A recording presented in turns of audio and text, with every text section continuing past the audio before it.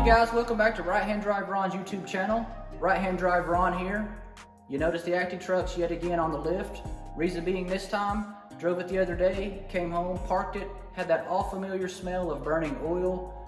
Crawled underneath the truck. I noticed that I've got some seepage from either the distributor O-ring or the valve cover gasket area. So I went ahead and purchased both of those parts from Nick at Smoky Mountain Imports. He had them in stock, 2-day delivery. Thank you, Nick, shout out. So that's the maintenance portion of things. Give you a how-to video and replace those just to be 100% sure we're getting that oil from leaking onto the exhaust manifold, which is causing that burning smell. Other things that are coming, I've got stuff from Minnie at All Things JDM with a Z. So stick around for the fun stuff. Today's the maintenance stuff. All right guys, as previously discussed, here was our symptomatic leaking distributor O-ring. You can see here how the bottom of the distributor cap is wet. You can follow that down to the bottom distributor bolt there. And also the head right here around the valve cover gasket is also wet. I'm hanging my hat on the problem is probably the distributor O-ring, but since we're going to be in here, let's go ahead and knock them both out to lower that probability to 0% chance. And that oil smell I was having is basically just because everything's trickling down and hitting the exhaust manifold there. So that's where the burning oil smell derived from.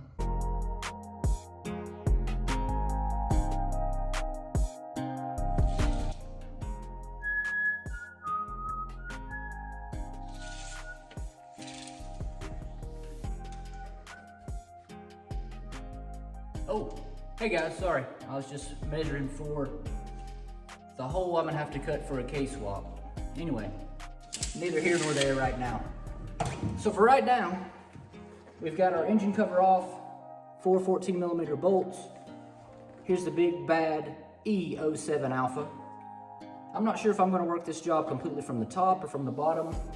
So most of the valve cover work will more than likely be from the top. The distributor, I may decide to work from the bottom. So just gonna start here and see how it goes. So I've elected to go ahead and do the valve cover first, and I will do that from the top. Just think it's gonna be a whole lot easier to do it that way. We're gonna have 4 10mm bolts to remove for the valve cover itself. You've got 2 here, and there's 2 hidden somewhat underneath the bed here that will need to come off. I've also got 3 spark plug wires that will need to come out. We'll have to either remove this bracket or pull this throttle cable out of the bracket, and judging by how tight this throttle bracket or throttle cable is, there's also a bracket underneath the bed here that's got a 10mm bolt that I may loosen that just to give me enough clearance that once I get the valve cover loose, I can kind of slip all that out with having to make any throttle cable removal or adjustments there. And finally, we'll have a breather here for the valve cover. Just get some pliers there, pull that tube back.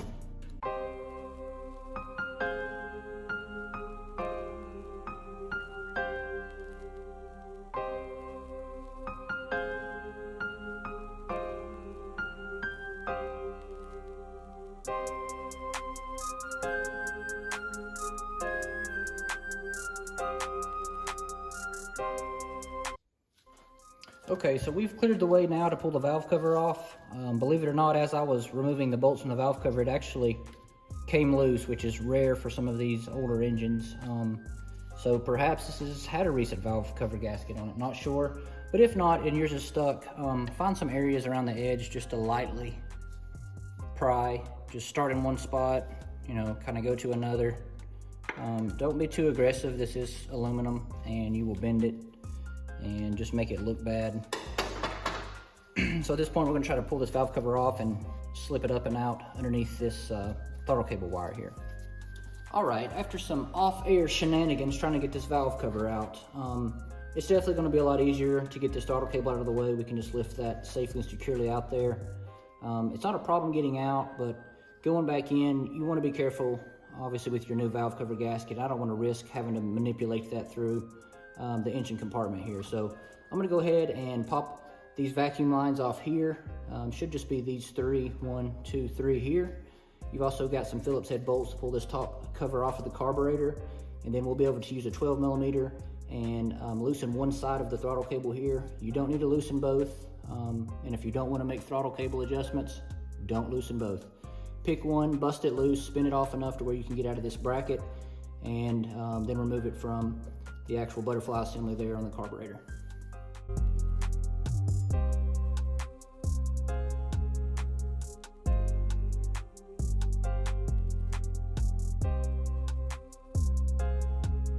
Okay, so now that we've got the throttle cable out of the way, we're going to try to go ahead and just remove this valve cover now a little more easily and less inhibited by the throttle cable itself. Try to fish it out between all of your plug wires and vacuum lines.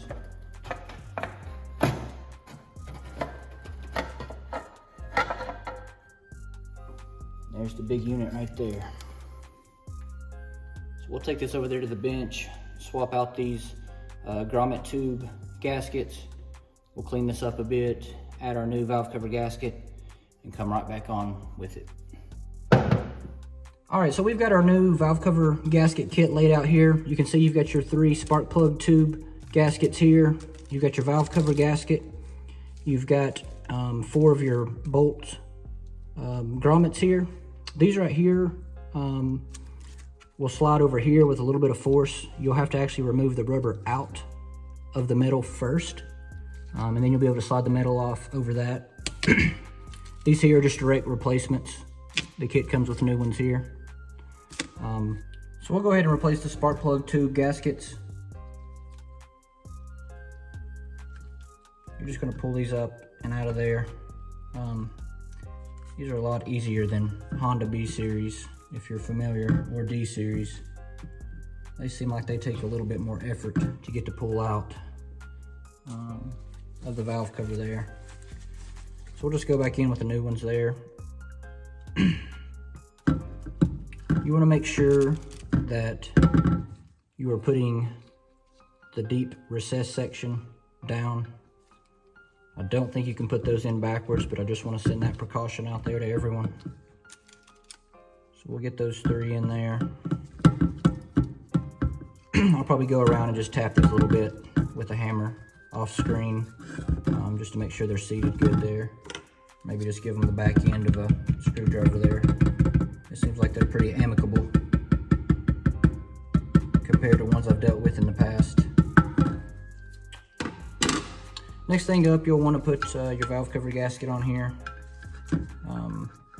One thing that is a pro tip, if you don't know, or if you do not have a OEM service manual, is that once you get this thing in here, let me get this seated. Once you get this in here, you're going to want to add a little bit of either Honda Bond if you have it, which is an OEM Honda product, or what I use when I'm out of Honda Bond is Ultra Gray Permatex, and you can pick this up at O'Reilly's, Advanced Auto Parts, what have you. And you want to apply just a dab of that to the corners, your 90-degree corners here, where you go over your cam rails. Reason being is you want it to seal, and you don't want it to leak there. Your book will tell you to add a dab, so if you don't have your book, I'm telling you now, put your little Honda Bond or Permatex Ultra Gray right here in these 2 locations. So when you go to remove your old grommet and metal retainer from your bolt there that goes here in the top of the valve cover, these little guys are very tough to get off. If you're fortunate enough, you can get around with a little screwdriver and pop them loose. Since they are not going to be reused, it's a lot easier to just go ahead and cut that rubber there. And when you do, it'll allow you to pull that through. Now the new ones that are going back on, it's kind of a one-way process. Those go on a lot easier. You're just going to push those straight through, and then they're ready to go. But coming out, the shoulder there grabs, and they're very difficult to extract. So, you know, cutting the old ones out makes that process a lot easier. All right, at this point, I've got everything ready to go. I've got my 2 new rubber grommets with their metal retainers, and I've got the 2 new ones put on my 2 bolts that will go there in the top. I went ahead and just kind of hit these edges with a Scotch-Brite just to kind of clean them up a little bit and make sure we get a good, nice seating surface there with our new rubber grommets. I wish I had time to clean this valve cover up. If I could send it to my boy Frankie down in Florida, I know he would put a nice, smooth powder coat finish on it for me. There's just no time for that right now. What we're going to do now is I'm going to apply the Ultra Gray, as I mentioned, to the 4 corners here. They go over the cam caps there. And the thing about that is once you put that on there, you've really got about a 5-minute window where you want to get this valve cover back on, push down and seated, and start tightening your bolts up. So I'm going to go ahead and make sure everything's prepped on the truck side. I'm going to clean the head surface and make sure all the oil is removed where our new gasket is going to seat, and make sure we're dry there in those corners so that Permatex Ultra Gray will seal well there. Okay, just to show everybody real quick where we want to put that Honda Bond or Ultra Gray. You just want to squish a little bit right here in the corners. That will squish out and help seal those hard 90-degree angles up against the cam caps there. Do that on all 4 of those 90-degree angles there. And then we will start our 5-minute clock of trying to get this thing fished back through without knocking that Ultra Gray all around the engine bay.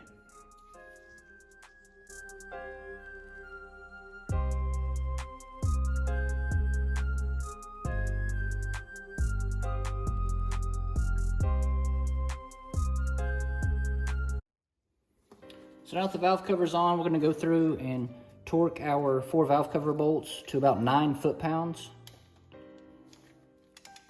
Be sure not to over tighten these things. You can snap them. And you can also make it very difficult for the next person to try to get them to break loose. And we don't want to do that to our friends that are coming in after us.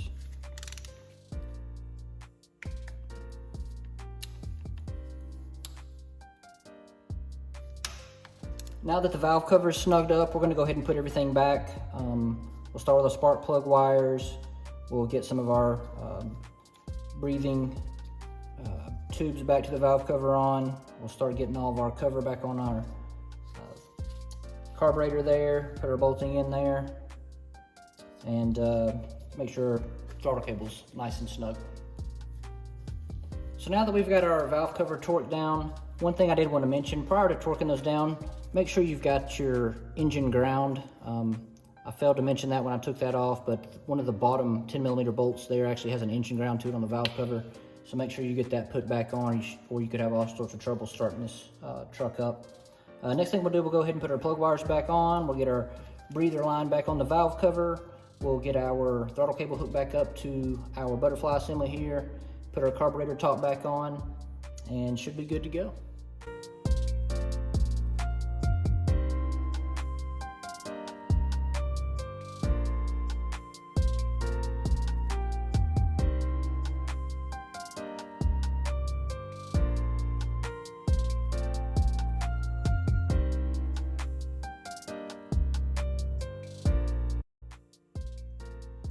Alright guys, so now that we've got the valve cover squared away, new gasket on, I'm going to move on to the distributor and replace that O-ring. Looking at the distributor, I'm going to have to remove a vacuum line. You've got 1 plug there for electrical. You've also got 1 plug for coil, and you've got 3 plugs for your actual spark plug wires themselves. One thing that you want to do is match mark the position of your distributor. This will twist for timing. And if you do not have a timing light, you don't want to have to set the timing on this truck. So I went ahead in here and I've put this red line from the actual movable portion of the distributor back to the cylinder head. What this will allow me to do is once I put this thing back together, I can just realign those 2 marks there and know that I'm back in time with where the truck was before I took the distributor off.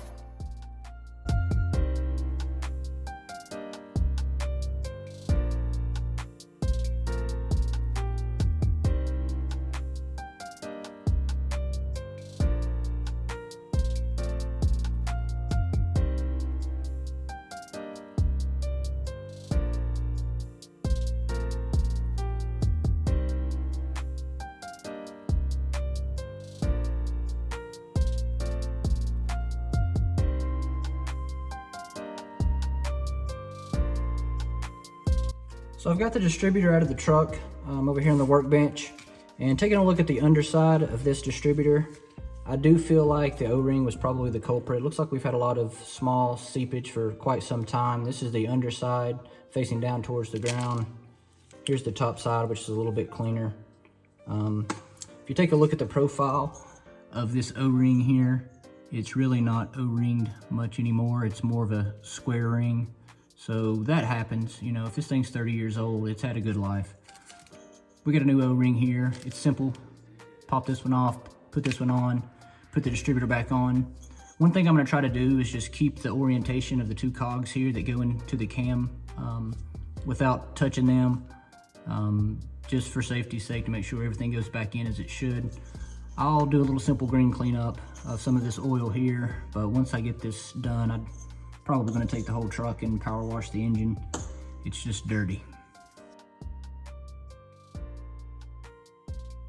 So another thing I wanted to show everybody is you can kind of see that the camshaft there has the slots in it there. Those two cogs from the distributor actually go into those slots. So that's why I was trying to maintain the orientation the same. On some cars, they'll only go in one way. Other cars, you can actually get those 180 degrees out. So just to be safe, I'm trying to keep the orientation on the distributor as it was when I pulled it out. Be aware when you do pull this distributor out, there will be a little bit of out leakage of some oil that's kind of sat there in the head. You can see it's dripped out. Why I had my catch here ready to go. So just be aware of that.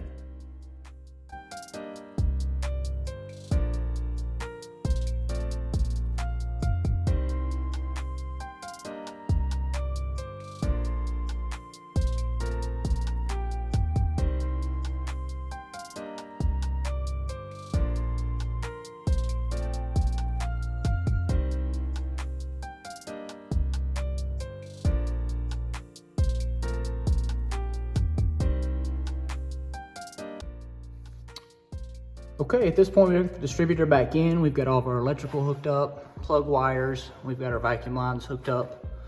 And also double checking that match mark where we took it out to ensure our timing is still square. We've got our red lines lined up there.